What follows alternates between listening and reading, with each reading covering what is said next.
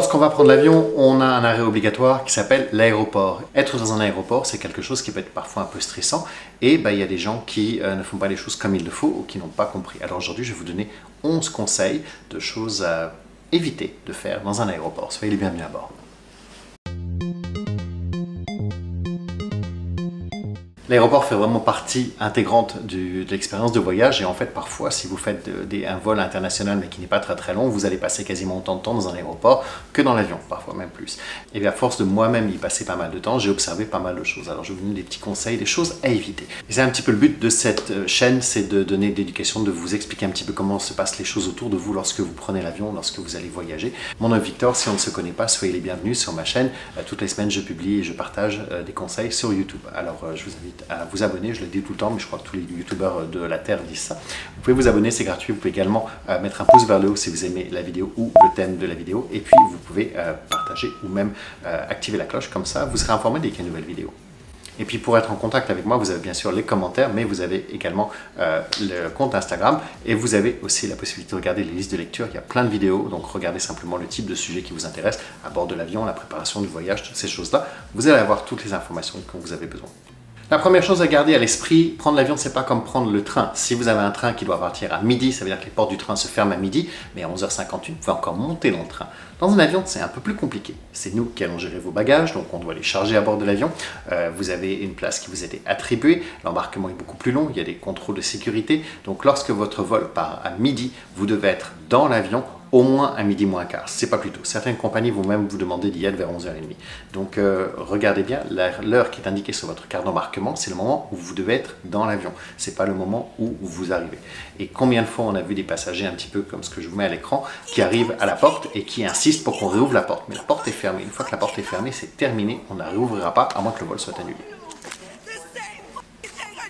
On parlait d'embarquement. Lorsque vous êtes à la porte d'embarquement, on va embarquer les passagers par rangée ou par groupe ou par zone. Bon, chaque compagnie a un petit peu sa propre sauce salade qu'elle veut décider de faire.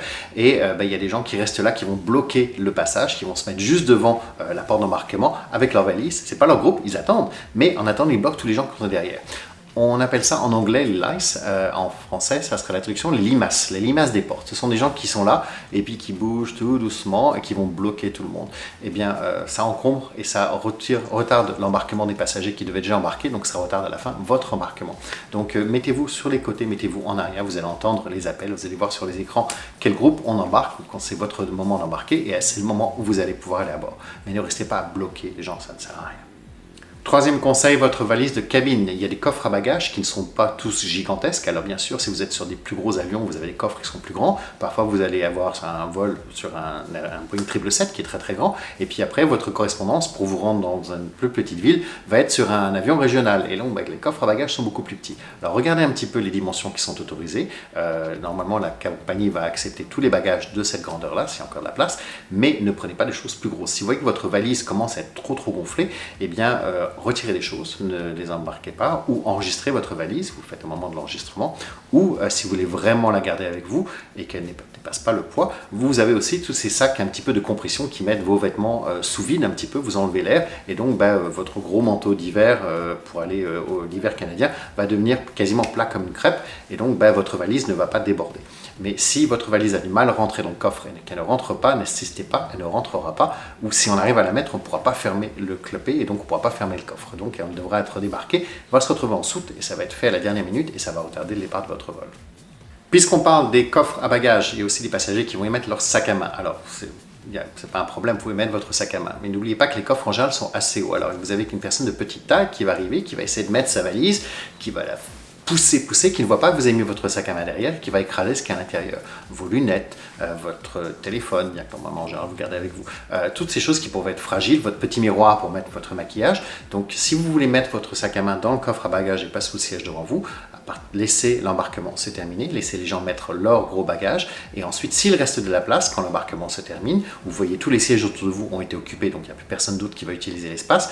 Dans ce cas-là, levez-vous à nouveau, mettez votre sac à main, mettez votre manteau au-dessus des valises, mais au moins ils ne seront pas écrasés parce que tout le monde ne voit pas, tout le monde n'est pas assez grand pour voir le contenu du coffre à bagages. Et si je vous dis ça, c'est parce que c'est quelque chose que je vois arriver régulièrement. L'enregistrement des bagages. Si vous devez enregistrer les bagages, ça ne se fait pas non plus à la dernière minute. Il y a en général un minimum de 30 minutes, et ça c'est vraiment je dirais c'est vraiment le minimum, et c'est pas le cas de tous les vols. Ça peut être jusqu'à 1 heure pour que la compagnie arrête d'accepter l'enregistrement des bagages. Et donc, si vous arrivez trop tard et que vous avez une grosse valise qui n'ira pas en dessous, vous ne pourrez donc pas voyager.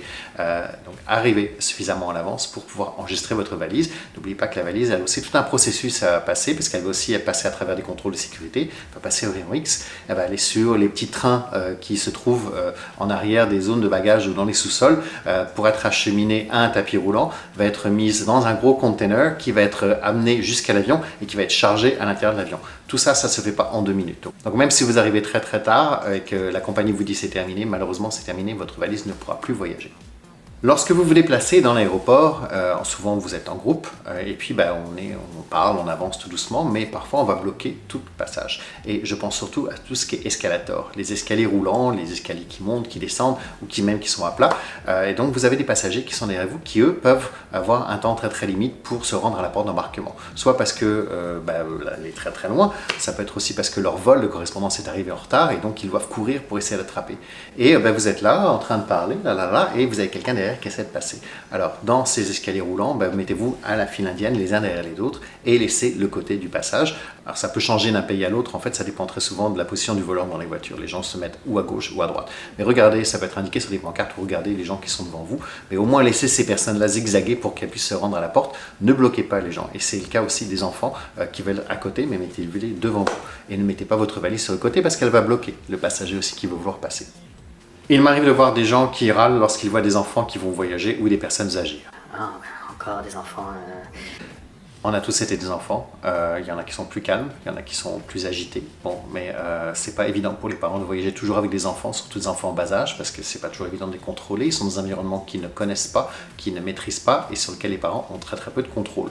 Ils vont pouvoir contrôler que la ceinture soit attachée, ils vont essayer de donner des activités aux enfants, ils vont leur donner à manger, mais si l'enfant est très très très agité, c'est pas toujours facile.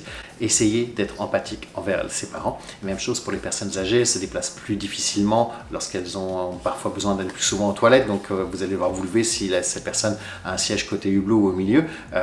Respectez-la, proposez-les éventuellement de leur tenir le bras, de les accompagner jusqu'aux toilettes, proposez aux parents éventuellement de distraire un petit peu les enfants en racontant l'histoire. Indiquez aux parents que vous les supportez, qu'ils font un très très bon boulot. Toutes ces choses-là, ça va vraiment aider ces passagers à voyager avec moins de stress et ils vont sentir qu'ils ne sont pas tout seuls. Nous, on essaie de le faire en tant qu'équipage, mais c'est bien si on a le support des autres passagers.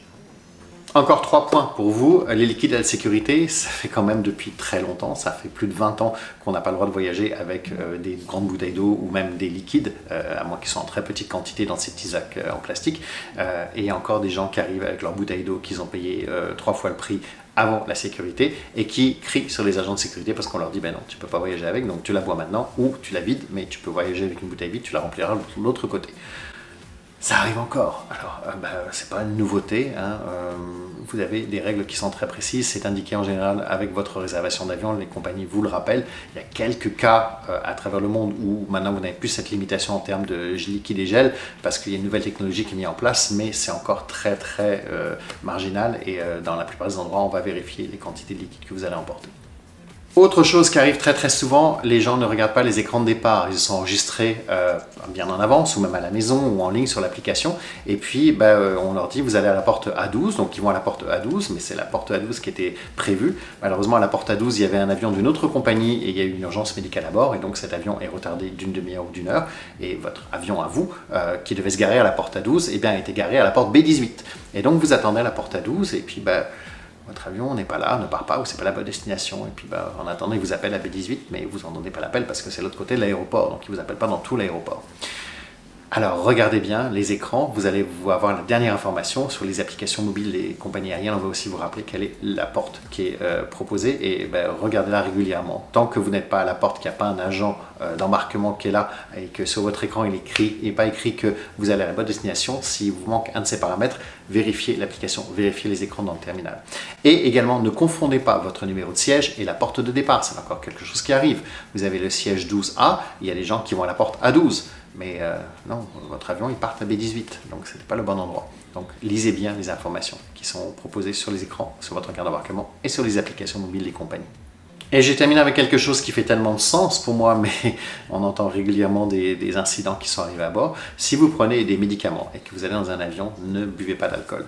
Boire de l'alcool à bord, c'est un effet beaucoup plus accéléré pour être en état d'ivresse que si vous étiez au sol. Il y a moins d'oxygène lorsqu'on est en altitude, votre système fonctionne différemment. C'est plus difficile pour le sang d'attraper l'oxygène et donc malheureusement l'intoxication va aller 3, 4, il y a des gens qui disent ça va 7 fois plus vite, je ne pense pas que ce soit le cas. Donc prenez un verre d'alcool si vous le souhaitez, mais n'en prenez pas autant. C'est pas un bar, vous êtes dans un avion. Et je vous rappelle que l'équipage a la possibilité d'arrêter de vous servir de l'alcool, quel que soit le prix que vous ayez payé. Maintenant, si vous avez pris des médicaments, notamment des somnifères, ne mélangez pas ça avec l'alcool. Je vous rappelle que lorsqu'on est à 35-40 000 pieds d'altitude, on n'a pas forcément des médecins qui sont à bord de l'avion. On peut avoir des médecins qui sont spécialisés en gynécologie et qui ne vont pas forcément pouvoir vous aider pour votre situation actuelle. Et puis, nous, on est formés en tant que premier soin, mais malheureusement, des fois, ça a des effets où les gens ont des comportements qui sont très très bizarres. Évitez de boire de l'alcool à bord, en plus ça va vous dessécher. Prenez de l'eau, c'est encore ce qu'il y a de mieux. Buvez beaucoup d'eau, ça va vous réhydrater, vous allez être en bien meilleur état. Et puis vous savez qu'au moins il n'y aura pas d'interférence avec quoi que ce soit. Je regarde mes notes, je vois que j'avais oublié un point que j'avais écrit. Lorsque vous êtes dans un aéroport, n'utilisez pas votre téléphone en haut-parleur. Et ça, je dirais, c'est quelque chose que je conseille de faire n'importe où. Évitez de partager votre conversation avec tout votre entourage. Votre téléphone a un petit trou ici pour mettre près de l'oreille, où vous avez la possibilité de mettre des écouteurs qui viennent souvent avec les téléphones lorsque vous les achetez, peut-être moins maintenant, mais vous pouvez trouver des écouteurs à toutes les gammes de prix. Mais évitez de mettre le téléphone en mode haut-parleur. Déjà, la personne avec qui vous êtes en train de discuter n'est peut-être pas au courant qu'il y a une dizaine d'inconnus qui sont autour de vous, qui sont en train d'entendre ces gros problèmes de santé ou ces varices ou le fait qu'elle va avoir éventuellement une colonoscopie. Donc ça ne les intéresse pas forcément. Et puis même on est dans un endroit qu'on partage avec beaucoup d'autres gens et ça rajoute du bruit à tout le brouhaha et on n'a pas tous envie d'entendre la conversation. Donc faites ça de manière plus discrète. Si vous devez vraiment vous mettre en haut-parleur parce que vous voulez partager la conversation avec un ou deux autres compagnons de voyage, isolez-vous, mais ne faites pas ça dans l'avion lorsqu'on atterrit ou avant le départ. On n'a pas besoin d'entendre non plus toute votre histoire. Voilà, c'était réellement le dernier point. J'espère que cette vidéo vous a plu et que j'ai reclarifié quelques petites choses. Ce sont toutes des choses qui font du bon sens, mais c'est des choses que j'observe malheureusement qui arrivent très très souvent lorsque je marche à travers l'aéroport.